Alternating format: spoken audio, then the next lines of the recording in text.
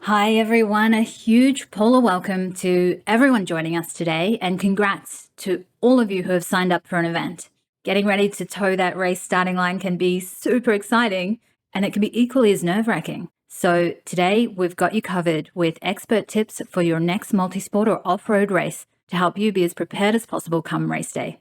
We're partnering with Into Adventure, who run top-notch off-road events in some of Australia's best locations.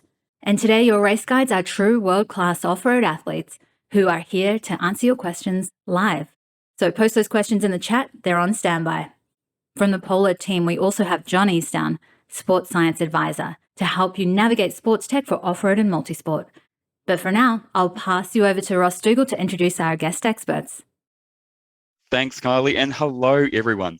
If you are looking to race in multisport or off-road triathlon soon, then we couldn't think of two better experts to help answer your questions. As pro athletes and coaches, Ben and Jackie have raced across the globe at an elite level, and they are here to simply help pass on what they have learned so you can have a better and more enjoyable race experience. They are live now to start answering any questions you have about getting prepared or the big race day. So do say a big hello and make sure you get your questions in, and thank you so much in advance for your participation. In this training session, we'll look at the key things you need to do in the lead up to a race. We'll then go through the triathlon order and take a look at Ben and Jackie's pro tips across pre-race, swim, transition 1, the bike or mountain bike, transition 2, and the run or trail run. As Kylie mentioned, we've also got John from Polar joining us for some important Polar updates. And then do make sure you stay for the live Q&A so that we can get more of a deep dive into the questions that are important to you. Let's jump in. I'd love to pass across to Ben to ask Ben, what are your 3 top race tips overall? Yeah, thanks, Ross. My 3 top race tips overall would be dial in your mountain bike skills before the event. So you're familiar with the technical demands of the course and what you're in for come race day, so it doesn't come as a surprise. Number 2 would be stick to what you know and don't change anything for race day. A lot of people will get caught up in what other people are doing, and if you just focus on yourself and stay within your own comfort zones, I think you'll do really well. And just focus on the process rather than the result itself. I think that's a big thing. Your mental fortitude comes into play in racing, and a big part of it is the mental aspect of it. 90% mental, 10% physical. So if you can believe it, you can achieve it, sort of thing. So focus on what you can control and the process of swim, bike and run, and break it down so you get through each section comfortably, and then just go out there and enjoy the race for what it is. Fantastic. And Jackie, just stepping back from the race, overall, what would be your top 3 tips for somebody heading into an off-road triathlon or kicking off their first race?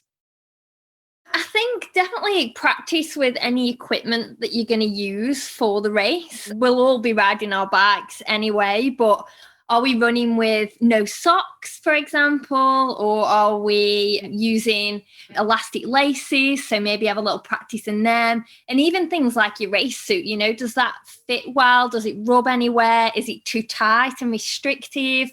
Has it got pockets for your gels? So know about all those things and get all that equipment dialed in, and a little practice before you do actually get to the start line. And I think a wetsuit's a big one as well. I think not enough people practice in the wetsuit. So some of my athletes, if they haven't got open water nearby, then even just in the pool, just, initially jumping in your wetsuit and just swimming some easy 400-500 meters just to get used to that. So I think that's important because that is a big change from swimming non-wetsuit to wetsuit as well. So you don't want to be doing that right on race morning. So get practicing in those.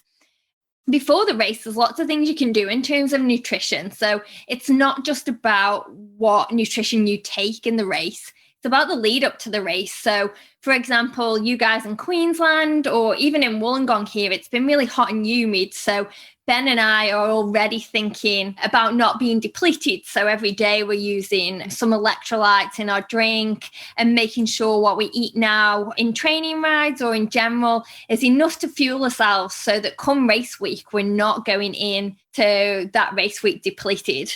And then obviously in the race, you want to be taking on fluids and gels as well, but try and get a head start start before if you can, a few weeks out from the race, and just make sure your nutrition's on point and you don't do anything crazy like restrict any calories or anything leading up to the race. And then really like the main one is just smile and enjoy. I feel like racing and being on the start line these days in beautiful locations is such a privilege at the moment. So just be very grateful that you're there on the start line, you're fit, you're healthy, and you're there to race. So smile, enjoy, relax, wave at the crowds, embrace the atmosphere. And if you do that, I think the natural racing and competition feels will come. It's a really important point. With few races around, certainly a lot of people will be feeling nervous, but it's really important to enjoy such a special experience as well. And with an event and often traveling to an event, there can be quite a lot of stress involved, and there's a lot that can be done pre-race or the week before to really help people set up for a good race week, but also bring the stress levels down and enjoy it a little bit more. Ben, could you talk to us a little bit about what you would be doing to help get there and to have a really good pre-race strategy and some tactics there that you've found really helpful? Yeah, pre-race and being able to get there fit and healthy is probably one of the hardest things. I always say racing is easy because you know what to do, but getting to the start line is one of the hardest things because you're faced with your family commitments, kids, injuries, setbacks, and it can be quite daunting at first. But ways in which you can try to get there to the best of your ability, be prepared. So making sure you've got your equipment list on par. So you've got everything, you've got your spares, your nutrition, your bike pump, your bike's being well maintained and mechanically looked after. Other one is arrive early. So if there is a possibility, you can get there a little bit earlier. So you settle those pre-race nerves and jitters, and the anxiety level comes down a little bit because you're there, you're on time, you don't really have to stress, and you can have a little bit of time to relax before the race. That always helps. Trying to use that nervous energy and anxiety in a more positive way. So it's your body's way of preparing for action, and it's a natural way to feel. Everyone feels it. The best athletes in the world go through the same feelings, and it's not just you that are going through those sensations. It's a normal thing, and those butterflies are in your stomach. They're the reason why you're towing the start line. It makes you feel excited and amped up and get the adrenaline pumping, and just a way to embrace the race as best you can. It's a really good point, especially around having a nice, simple plan, but getting there early. I don't know how you've found it, but it certainly seems that on race morning, there's a lot to do. There's transitions, there's check-ins, and time goes incredibly quickly. So it's very easy to start getting stressed. So I think getting there nice and early and having a good plan is a really important point. And thank you so much for that. Jackie, is there anything else that you would add to that? Not too much, really. I think just before the race, don't cram in any training that week. I like to make sure that all of our athletes have done all the work so that week they can focus on packing, getting their equipment ready, doing what they need to with the family, and then obviously just checking out your route and making sure your accommodations all dialed in. So that week, don't try and cram training in as well as doing all those other things, because it does add to all the stress that week. So if you can back off the training and just focus on getting to the race healthy, fit, not stressed, I think that's really important as well. Awesome. Okay, it's almost swim time. Jackie, could you give us your tips on how to get ready for a good swim? So all your stuff is in transition already. Your bike's put in, you know where your bike is. And then usually around 40 minutes to half an hour, I like to head down to the start, and I always like to get my wetsuit on early. It does take a while to put a wetsuit on, and the last thing you want to be doing is rushing that, especially when it's hot. But pop your wetsuit on, and then you can always cool off in the water. So if you can, get in that water, just swim a little bit, maybe swim out to the first can. Some people like to do a bit more of a warm-up if that suits them better. But I always like to swim out to the first can, make sure I'm sighting in the right direction, just checking out the beach area, if you're going to run to the right, to the left, and what the conditions are like, really. Is there any waves if it's ocean, or is there any sandbanks, or is there any obstacles or anything in that water that you want to miss or you want to try and avoid? If you are a weaker swimmer, I always find it better to go on the outside and just take your own line, and maybe even just let some of the faster swimmers go. And I always tell a lot of my athletes who aren't super confident in the swim to perhaps not go out too hard and to build into the swim a little bit and try and finish strong rather than getting into oxygen debt initially and then generally having to stop because you're a little bit panicked. But for the good swimmers like Ben or used to be myself a little bit more, really get out there, and as long as you're warmed up well, you can have a really good fast start and try and make it to that first can first to avoid any confusion or anyone ducking you under the water, or just so you're not fighting with everybody else in the swim. And just leading on from what Ben said, just about arriving early, this is another thing you can do. If you're there early and you're not panicked, you could, even the day before, perhaps swim a lap of the swim course, or even on the morning of the race, you can have a look, just check the swim course, check where the cans are, how many there are they right turns, are they left turns? Just go through that in your head so that when you are swimming, you can focus on the swimming and not so much wondering if you're going in the right direction. Always good to have some spare goggles. I always used to give my mum a pair of spare goggles in case mine snapped. So maybe if you could hide some on the grass embankment or close to the swim start, or give some to your kids or your partner or a friend, just in case you do have any issues at the swim start that your goggles might snap. And just don't panic, really. I always find with my athletes, a lot of people who are not the best swimmers have far better swims when they ease into it and find their own way around the course. Some really helpful advice and points there, Jackie. Thank you so much. Ben, anything else that you would like to add for the swim? The only thing I'd add, Jackie did pretty well there and covered most points, is obviously the swim. I always feel you're standing on the start line and you're waiting around. So you got a lot of time to think and you're in your own head a little bit. In that period of time when I'm there focusing and waiting for the swim to start or the race to start, I just try to focus on succeeding rather than focusing on failing. I like to try and say to myself, what do I need to do to perform my best today? And then run through those scenarios and situations so that when it arises, I know what to do. So that small window of opportunity that you have while standing on the start line, waiting around for the swim to start, it's a good way to sort of visualize the process of how you're going to achieve success.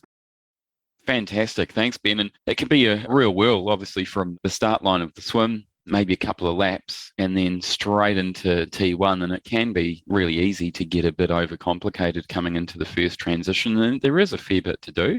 Would you be able to talk about just some of your tips on how to have a good transition coming out of the water and then getting organised to come onto the mountain bike?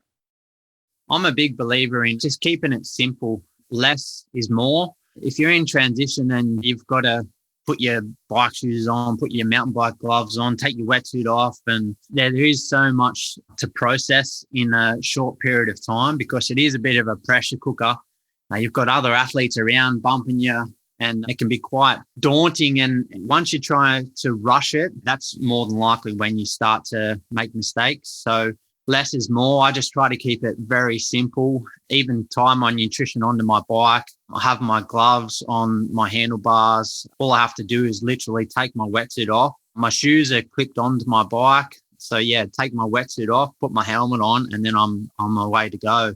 So I just try to keep it simple. Obviously practice it, I think, is the best way to nail it come race day. And the other big thing would be just slow down and find a good flow because, like I said, if you try to rush it, that's more than likely when you start to make mistakes and then you forget things or you drop things and so forth. So it's just a matter of slowing down because you're slowing down, you're thinking about what you need, take your wetsuit off, take your goggles cap off, put your wetsuit in a good place where you're not going to trip over it and you're not going to get a penalty from the referee, and put your helmet on, make sure your glasses are on. If you need to, put your shoes on, put your gloves on, all that kind of thing, and then bike off the rack and away you go sort of thing. So you do that. It sounds easier than what we're talking about, but if you do it slowly and efficiently, that's almost fast because if you start to panic and sort of get caught up in it, you'll forget something or you'll drop something and it tends to not work in your favor. So just be relaxed and keep it simple. Less is more and slow is fast.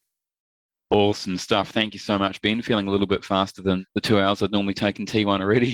Jackie, any points that you'd like to add for T1?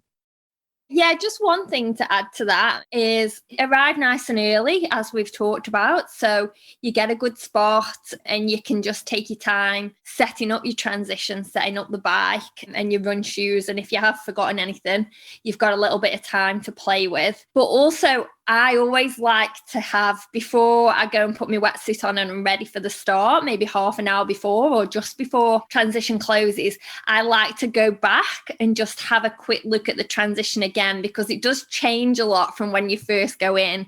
It certainly becomes more crowded. There might be an extra bike squeezed in that wasn't there before, and it could have knocked something off your bike or just pushed you over a little bit. So I always like to go back, have a quick look that everything's still there as I knew it was, and just have a little run through as well. So know where the swim comes in, know which rack your bike's on, and know where you're going to run out with your bike, and also where you're going to come back in with your bike and then run out onto the run. So just have a little run through. It's a good warm up as well if you just have a little jog through the transition, just to make sure that everything's in the place where you thought you left it. Really important points. And now it's about time to get sorted for the mountain bike. Jackie, what advice do you have for people who are heading out onto the mountain bike, or to try and do some things to make sure that they'll have a good ride out there? Yeah, definitely an off-road triathlon. A big thing of ours is always to arrive early. We keep saying this again and again, but it's so important in off-road triathlon. And if you have got the opportunity at all, it's awesome to just ride a lap of that course beforehand, so that when you're all panicked and you're racing, you sort of know where you're going and you know what's coming up. But we do know that a lot of age groupers that work, our families, don't always get the time to do that. But even the day before the race, when you arrive, maybe if you could just go and do a couple of Ks, so you know where the start is and you know where the end of the bike course is. So that's always really important. And always important after you've travelled with your bike, whether it's been put in the car or in a bike bag, that it's all in good working order. So just run through your gears, make sure your brakes and things are working.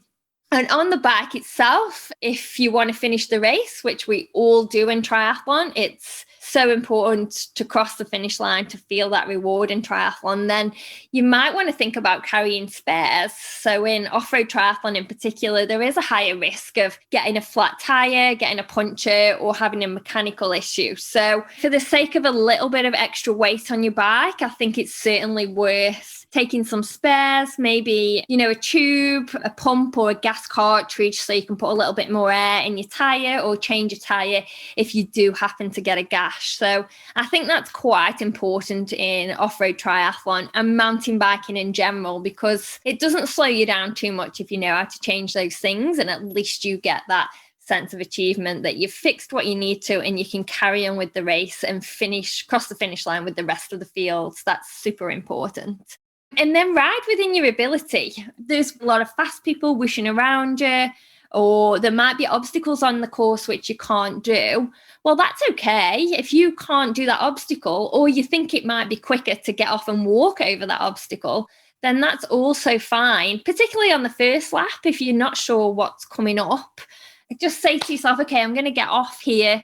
I'm going to walk over this obstacle and I'm going to get back on as quickly as I can and continue with the race. So ride within your ability. Don't perhaps try and risk something for the sake of crashing, because that will totally ruin your race. And you don't want to be that person that comes away all injured for the sake of just a little bit of pride of maybe just getting off that bike and walking around the obstacle. And that's something even we do. And that's why we love to pre-ride the course. And there might be something quite technical, and you might be like, do you know what? I think I'm better off getting off at this point and then hopping back on, rather than try and ride it and not be able to do it. So although I think you should give things a go, sometimes race day isn't always the place for that if you haven't had the time to practice. So definitely ride within your ability, focus on your own line, focus on what you're doing. And if someone wants to come past you, only when it's safe for you to do so. Pull off the course, and hopefully that person behind you won't put too much pressure on you. You make sure you focus on your line in your race as well. Try not get too panicked for the people that are trying to come past you behind. That's awesome, Jackie. Thank you. Ben, any points that you'd like to add for the mountain bike? No, I think Jackie did a pretty good job there. Not too much else. I always carry spares with me. That's important. I've had a few mechanical issues along the way, especially in races, and it's always pretty handy to be able to change a tyre pretty quickly. Just try to not panic and do what you can. And if you do struggle, I'm sure one of your fellow competitors will help you or give you some aid along the way. I've been pretty fortunate. There's some really good like-minded athletes out there that have sort of helped me, and I've tried to help them as well. So your race isn't all gone to pieces if you get a flat. Just try to fix it as best you can and carry on with the race. I think that's a really important point in terms of the spirit of the race. And if you do see someone out on the course and they are struggling, or it looks like they may need help, it's really important to check in with them. And obviously doing those things like carrying a spare or maybe some gas canister, it might not always be for yourself, but you could certainly change the fortunes of someone else's race if you're able to help them. And that's a really great experience as well. So we're coming off the mountain bike, and once again, we've got a transition coming. Ben, with T2, how would you look at that, or what advice would you pass on to people to make sure they have a good transition before heading out on the run? Yeah, much the same as the T1. Like I always said, slow is fast. One of the key things is don't panic. You're coming off the bike and you're all excited because you've got the last leg heading into the run. And before that, obviously, you got to make sure you nail your transition. So slow is fast. Just take your time. The hardest thing too is being able to find your spot where you've put everything, because you've got 500 other athletes that have very similar gear, and it's always hard to be able to find exactly where you have to go. I always try to count the number of racks and try to find something that is different that I can sort of pinpoint to visualize where my gear is, or putting down like a fluoro colored towel on the ground where you put your shoes, or something of significance to you that you can identify to be able to find your equipment. And the other big thing too is obviously taking on nutrition and embracing dead legs. So you've ridden pretty hard, and then you've got to transition from the bike to the run. And it is a very grueling process, but just try to embrace it as best you can. Take on some hydration fluids and some nutrition to be able to get you through. And then especially with transition, just try to keep it neat and tidy, because obviously the referees are there, making sure that you keep it safe for yourself and others by avoiding trip hazards and slippery sort of wetsuits lying on the ground and stuff like that. So just take that little bit of extra time to put your helmet in the right position and your shoes positioned nicely so that your transition area is clean and you won't get that unnecessary penalty from the referees that you definitely don't deserve. So slow is fast, and embrace the dead legs and just keep it neat and tidy. It's brilliant. You've covered on some really good mental aspects of the race, and I think it's difficult to train for, but just getting ready for what that feeling is like going from a mountain bike into a trail running. It's a really unusual thing to try and overcome, and it certainly takes a little bit of adjusting there heading out into the trail run. Anything else around T2 there, Jackie, or getting prepared through that process that you'd pass on some advice for? Yeah, just one quick tip actually. Make sure you know whether you're going to put socks and shoes on or whether you're just going to put socks on. Try and make that decision before you race and have the socks ready. But my top tip would be to put some baby powder, talcum powder, we call it in the UK. I don't know if you say the same in Australia, but put some baby powder, talcum powder into your socks and into your shoes if you're not wearing socks, and that way they just slip on nice and easy when your feet are all sweaty or a little bit wet from the bike. That's an awesome pro tip. And then we're off. We're heading into the run. So what would you say to people to try and make sure they have as best of experience as they can heading out into the run? Yeah, so particularly off-road triathlon, your legs are going to feel smashed when you head out onto the run. All that stop-start and those little efforts on the mountain bike really takes it out of your legs. So just like Ben said, just be prepared and embrace the dead legs. Know that you're not going to feel your best as soon as you hop off the bike and start onto the run. But my main tip really would be to not start off too fast. It's a long way. 10 kilometers or 5 kilometers on trail is much further in time than running on the road. So you don't need to start too fast. Just build into it a little bit.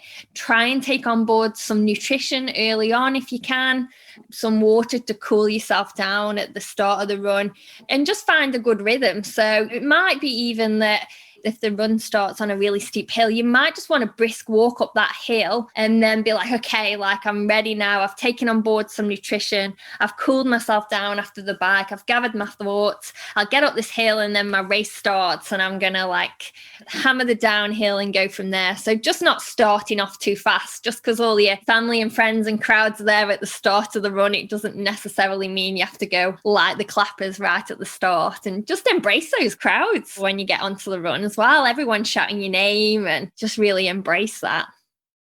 Brilliant. Any other points there on the run, Jackie? Otherwise, we'll pass across to Ben for his pro tips. Yeah, Ben can go ahead. Just one little tip I'd add in, and coming off the bike, you're obviously in a bit of a hunched position. That sort of tends to translate into your running. You start off, you're a bit stiff, and like Jackie said, you got to try to find your run legs. And I always just try to break it down and just think, when I'm on the run, a few little simple key words to be able to help me transition from the bike into the run. Run proud and run tall with good rhythm.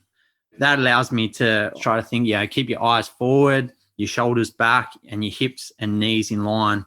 And try to keep it quick and light. Trail running, you've got to be very agile and nimble and be able to negotiate different technical sections along the way, and just being able to run proud and run tall, try to get your technique on par so that you can sort of transition from that sort of hunched over mountain bike position into a nice running stride to get you up running fast sooner rather than later. And with nutrition for the run as well, so we've obviously come off the bike where we may have had some bottles and access to things on the bike. Do you try and take some fluid with you on the run, or how do you handle that? Yeah, I actually do like to, in particularly long and hot races where there's not going to be too many aid stations. I like to put like a disposable bottle in transition and then perhaps just run out with the bottle full of water and just tip it over me, try and drink some whilst I'm running, and then dispose of it at the first aid station if you can, like wherever the nearest aid station is. You can just dispose of that bottle and it can just go into the rubbish. And I also change my gels for the run and go for something a lot more liquidy. So an SIS gel that's very liquidy and not too sticky, which can be consumed without too much fluid. I like to use those gels on the run so they go down a bit easier. And again, through the aid stations, it's okay to just walk a little bit and just take a gel in your own time as you're going through that aid station. Just brisk walk, take a gel, take on board some water. That's usually a good way to do it. If you're someone that does sweat a lot and needs a bit more water like that, then you do still have the options to run with a Camelback, or even run with a waist pack, which might fit a bottle in, or even handheld bottles are really good as well. We are really lucky at our races, especially the Into Adventure races and the Lake Krakenbach and Port Stevens. There are plenty of aid stations. So every time you go past, you can try and grab something, because it is very important when it's hot and there's a bit of altitude at some of those races, just to keep yourself cooled down and continue to take as much fluid as you can. That's brilliant. Some really good points there for people who may need to take on a little bit more hydration. And just finishing up on the run there, Benny, there's a really nice point here about pushing through to the finish. Jackie's highlighted that, look, it is certainly a longer run than what we would experience on the road. Any tips there for just coming off the bike and just getting set for that and getting through to the finish? Yeah, it's always hard. You get towards the end of the run and you're fatigued, you're tired. It starts to overcome you a little bit, and to sort of push all the way to the finish line takes a bit of mental strength, and it's hard. You can hear the crowd and the commentators and all the music, and it's just a matter of still staying focused and in the process to be able to keep pushing all the way to the finish line. Yeah, it is hard and everyone's feeling fatigued and tired, but focus on that process and breaking it down, and about running pride and good technique. And yeah, you're able to do that. That'll get you through all the way to the finish line, running strong and finishing hopefully with an awesome performance. Fantastic. Thanks, Ben. And the good news now is that we've crossed the finish line. So we're done. We've finished a race, which is really, really awesome. Jackie, what would your top tips be for recovery, and also just why is it important to be thinking of these things? Oh, it's so good when you cross that finish line. I love when you cross the finish line, you chat to all the people around you, congratulate each other. And it's just such a wonderful, warming feeling inside to know that you've just completed that and given your all. It's the best part of the race for me, that's for sure. particularly if you've got another week's training coming up or you've got other things going on, you're going to drive home, you definitely need to be having some food as soon as you can after that race. So get some water down you because you're going to be really thirsty. And then I always really like a chocolate milk or a protein shake with some greens in if you can.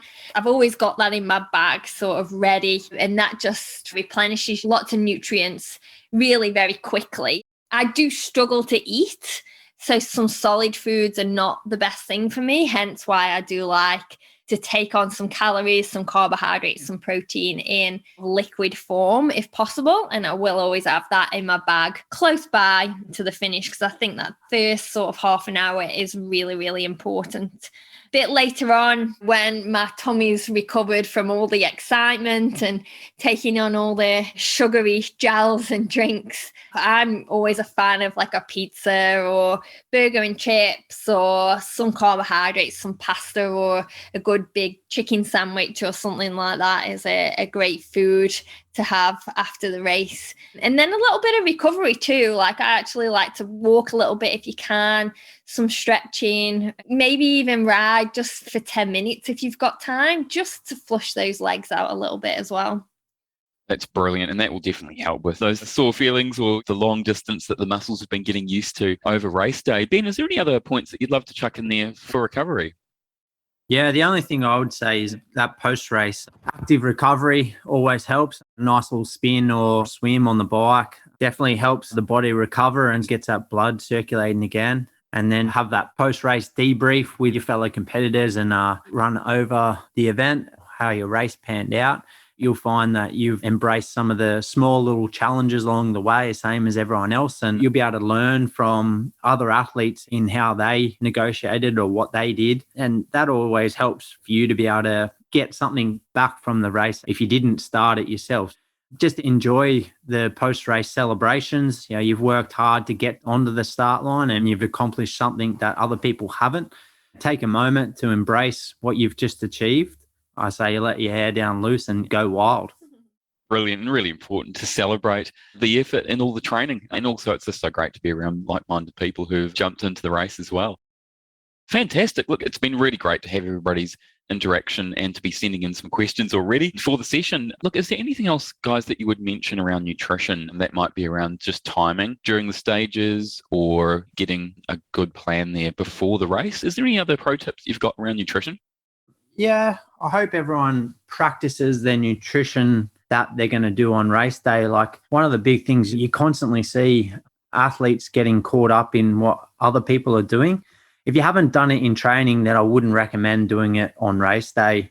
If you've used a certain nutrition gel or drink or supplement sort of thing, stick to that come race day, because if you throw something in that you've never used before or the event that you're at uses a different nutrition, it's not really ideal. I know that some people, you're forced to do it. It's not always ideal that you can use your own nutrition, but in saying that, try to just do a little bit of research and find out what the event nutrition is so that you can sort of implement that into your training a few weeks before your race so that your body becomes familiar with it. So if you take on something new come race day, your body might have a bit of a reaction to it that you won't expect. So it's about just limiting those situations that you don't really want to be faced with on race day, because you've planned and you're prepared so well to get yourself on the start line. You want to do your best. Just those few little things. Yeah, take time to recover and recover well by eating good and nutritious food. Just go from there. Brilliant. And Jackie, anything else final from your side or important just to tick off the week before the race to make sure that it's a success? Yeah, I think we did mention earlier, just make sure you're not depleted that week before the race. It's certainly not the time to be losing kilograms and restricting calories. You actually need the energy more than anything to perform well. So don't overeat, keep the diet or keep your eating habits as normal as you possibly can. Don't go away eating lots of takeaways or curries. Just try and keep it quite simple. Lots of rice, pasta, just nice simple foods like that. And then obviously during your race, it's great to know what you're going to be taking. But particularly in an off-road triathlon, it's just finding the opportunities of when you can take it. So it's all fair enough to say, try and get 5 gels in on the bike. But when you need your hands to hold onto the handlebars to go over all the technical sections of the course, it's actually not that easy to go in your pocket or reach on your top tube to get your nutrition. So practice that a little bit at home as well, and just find spots on the race course, a flat open stretch where there's not anything technical, where you can take a hand off the bar just for a minute or so, just to grab a gel and put the nutrition into your mouth. So that's again another arrive early so that you can go around the course and just look for those spots, or even come and ask Ben or I, like, where's a good place to take on board some gels and things like that, because we would hate to think you were going to crash or go over a technical section and you're trying to take a gel at the same time, because that's not great either. So just about being prepared and knowing what are the good spots to take on board any nutrition. Brilliant. And very lastly, just anything that you may have seen from your own experiences or athletes on just what not to do. So just any major mistakes to avoid that might come to mind, unless we may have covered it. Oh, what not to do. I think the main one is really the equipment. Don't use anything new or try anything different on race day. One of our athletes who is pretty awesome, he decided to put mountain bike tire tread on the bottom of his shoes. So he'd got trail shoes rather than normal running shoes, and he couldn't finish the race in the end because it was just an absolute disaster. So please don't try anything new on race day. Just stick to what you know. That's a cracking example. And Ben, just from your side, just any major mistakes to avoid or things that you may have seen for people who might be taking their first time out there? Yeah, I suppose people don't anticipate as a off-road athletes how agile you have to be, and ducking, weaving, jumping, dodging sort of thing. You are faced with a lot of different movements, and I think Vaseline or some sort of petroleum jelly could be your best friend, especially in terms of, chafing and that sort of thing. I always find a lot of athletes, it's one of the little things that they tend to forget. Lubing yourself up and your body parts up can be your best friend. And I always think that if you're comfortable in your attire and if you're comfortable racing, you'll perform well. It's those little things like those rashes or those blisters on your feet that are the most painful things. They're so small, yet they're so painful. I can push through with tired or sore legs and painful legs and sore and arms, but those blisters and the chafing, oh man, it sort of brings you to your knees in a way. So using Vaseline and some sort of baby oil or petroleum jelly or something like that, cooking oil, olive oil, seen it all, can be your best friend on race day. Thank you, Ben and Jackie, for some incredibly helpful pro tips so far. I'd like to call out that even though they've been so brilliant in sharing their time, they also wanted to thank you for giving up yours, and they're offering a free race clinic for anyone attending the Snowy Mountains races next weekend. If you are interested to attend, it will be on 9 a.m. on Saturday the 19th, where Ben and Jackie can answer any questions in person and also take you on a spin around the mountain bike course and point out some race tips that you'll really want to know. If you'd like to attend, just click the link on the screen. At Polar, we're proud to be a key sponsor of multi-sport and off-road events. It's important that we keep you up to date with how our products can help your overall health, training, and performance. To take a quick dive into some of our most recent updates, please welcome John Easdown, Polar's local sports scientist. If you've got any questions on what Polar Tech can do, now's a great time to ask John. Awesome, thanks Ross. If you think it's time to update your training technology, we wanted to give you a super quick update on Polar's multi-sport and off-road products. The Vantage M2 is our entry-level multi-sport GPS watch, incredibly light at 42 grams. The Polar Vantage V2, built on decades of scientific research offering advanced training and recovery technology. The Grit X Pro takes the best of the V2 and brings with it premium military-grade durability and navigation features. And the Polar H10, proven gold standard in accuracy for heart rate measurement, with multiple connectivity options including dual Bluetooth capability. These devices and the rest of the Polar range offer our state-of-the-art Precision Prime Sensor Fusion heart rate technology for extremely accurate monitoring of your training and activity 24/7. When you're off the beaten path, it's also incredibly reassuring to know that you've got a GPS watch that can survive any condition. Along with stunning designs, for the price, Polar offers some of the best durability and battery life on the market. This is where Polar's Precision Prime sensor fusion heart rate technology really shines. Our training load insights allow you to explore the limits of your body so you can find out if you're training just the right amount to improve your performance and avoid injury and illness. To go alongside our extremely accurate sleep monitoring technology, automatic overnight heart rate variability measurement offers insight into how well your body has recovered from the previous day. You'll be able to adapt your training to maximize your performance and stay on top of your recovery. And with Polar's built-in performance and recovery tests, you can access all the data you need to conveniently check the condition of your body, estimate your performance, track your progress, and personalize your training zones. If you have any further questions on the Polar range or any of the features, please just be in touch. I will now pass back over to Ross so we can kick into the Q&A. Thanks, John. As we mentioned, we're very proud to be a key partner of Into Adventure, who put on world-class off-road events. If you're interested in setting your next goal and signing up for a race, or if you're looking at a great way to get into trail running, mountain biking, or off-road triathlon, please jump across to their site. Jackie, Ben, and myself will be racing at the next event, so if we don't see you there, we'll see you at the next one or the one after that. We would also like everyone to pass on a huge thanks to Ben and Jackie for their time. Their amazing help in putting together the content and sharing their years of experience. If anyone has any follow-up inquiries or would be interested in picking up some direct coaching with them, you can easily reach out via their website or via the link you'll see on the screen. Thanks everyone for your questions and participation so far. We're now going to race into open mic Q&A with Ben and Jackie. So do keep your questions coming, as we'll now be able to take a deeper dive into the areas that would be most helpful to you. So do keep the questions coming. Thank you. Hello, everybody. Thank you so much tonight for your wonderful questions. We've got a couple of really nice ones just coming in here at the end. From Gabby, thank you so much for all of your participation. You've been wonderful tonight. Ben and Jackie, Gabby was wondering, which is your favourite Into Adventure course and why? The phenomenal facility down there for all things multi-sport.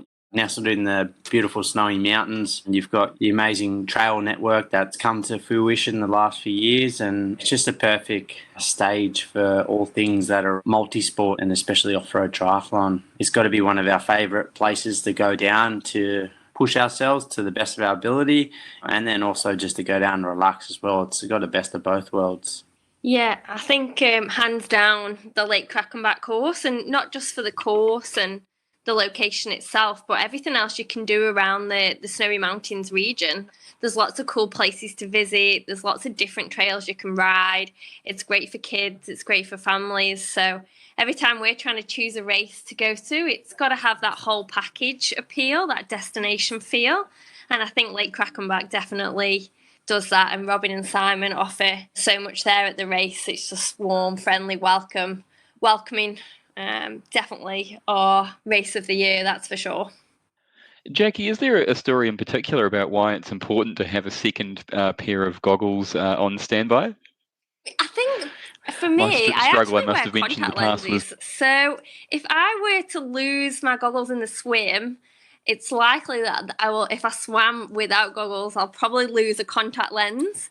And you don't really want to lose a contact lens when you've got to ride and run technical mountain bike and run trails, because I probably wouldn't see where I was going and I'd probably cause a hazard to myself and everyone else. So that's really the story behind that. And I always think if you put a spare pair there, then it's unlikely that yours are going to snap or break because you've got a pair there. So that's my main reason for that. But if you're like Ben, he's pretty used to the water, and if his goggles snap or break, then he's pretty cool and he can swim without his goggles. So Kane had a really good question as well. He was really interested to hear just about some of the mental tools that you use to try and get back on track. And I think that's a really good point. Just for Kane, that was a really key focus of our last webinar. So we'll make sure you've got access to that on YouTube. But it can be really disheartening and disappointing when there haven't been a lot of races. You try and shoot and train hard for one, and through injury or through mishap, you don't get there. And that's really tough.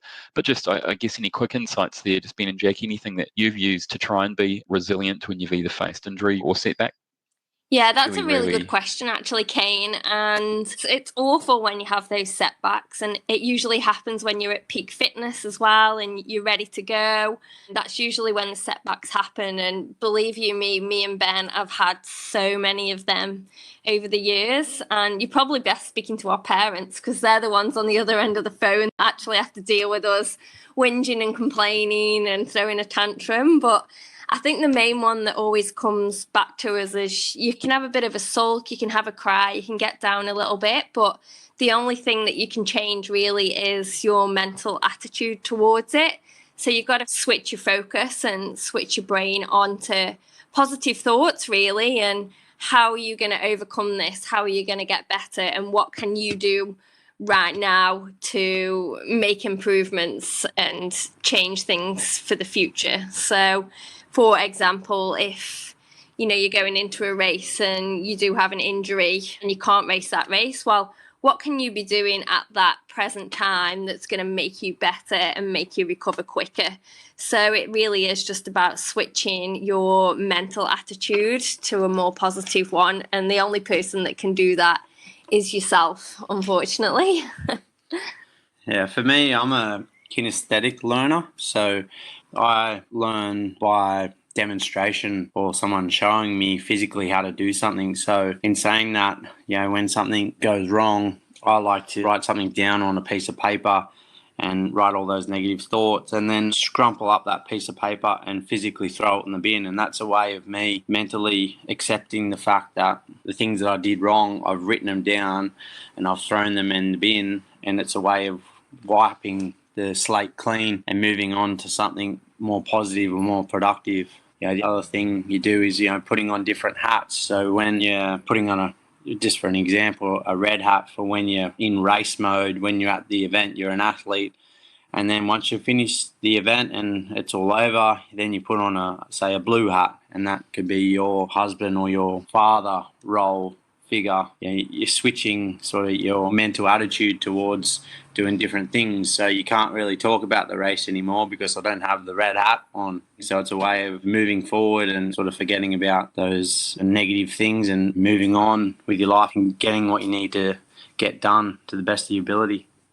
Helpful answers there. And thank you so much, Kane, for getting that question out. That's incredibly helpful. So we might just wrap up here. If Kane's training and racing as well, he's asking questions, he's going to be on fire. But he's also asked, look, what are you looking forward to most this year in your training? And that's an interesting one. A lot of people might say, look, what's your big race? Or what race are you looking forward to the most? But it looks like he's really interested to know, well, look, what are you looking forward to in your training? Could be a location, could be a skill, could be something you're really looking to develop. What do you guys think?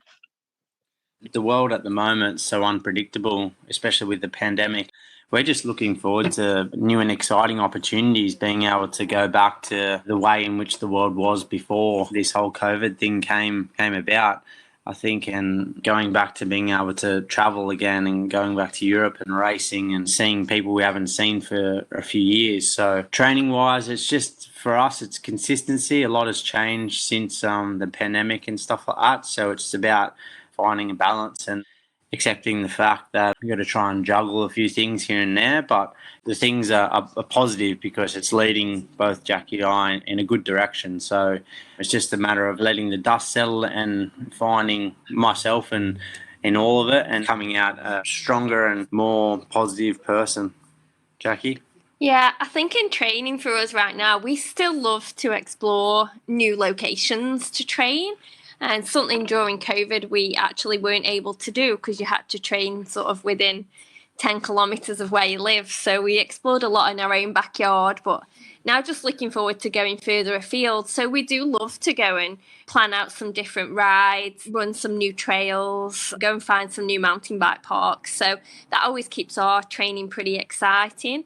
And then the one other thing we're looking forward to doing is just training with a few other people. In Wollongong, we've had like a few little mountain bike pump tracks and little mountain bike parks. So we're actually looking forward to going through some motions and doing some swim to mountain bike to run little short track events and training. So that's something we're going to add in that's new this time. Yeah, so just a few things like that, training with other people and just making it fun again and broadening the spectrum. full answer from both Ben and Jackie. And look, on behalf of the Polar team, I think that's a really great place to wrap things up on our finish line for tonight. And look, on behalf of all the team and everybody who's also made the effort to be interested tonight, Ben and Jackie, we just want to say a huge thank you to you for passing on your so many years of experience to help people out there. And we look forward to seeing you in person and to catching you at the next race. Thanks everybody for attending tonight. We wish you all the best with your training and your racing and being healthier and fitter. Thank you so much, everyone.